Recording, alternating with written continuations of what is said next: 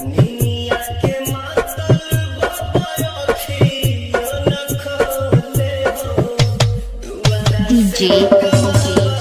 राजन राज रोहुआ चौक भगवानपुर वैशाली।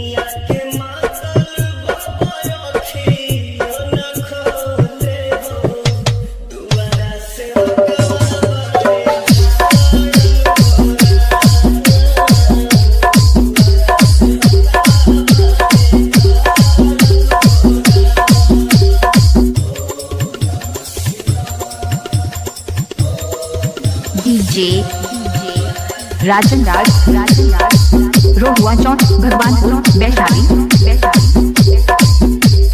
आप सभी कांवड़िया भक्तों को डीजे राजन राज की तरफ से हार्दिक शुभकामनाएं करता है और करता रहेगा।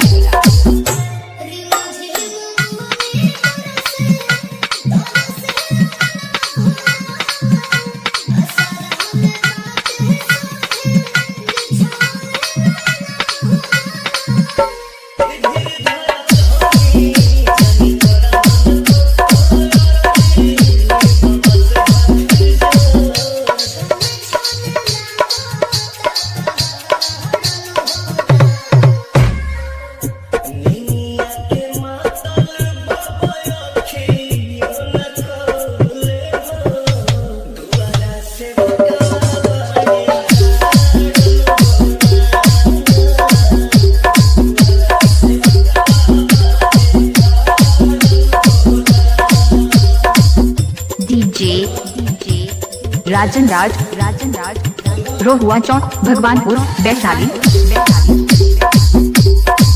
आप सभी कांवड़िया भक्तों को डीजे राजन राज की तरफ से हार्दिक शुभकामनाएं करता है और करता रहेगा।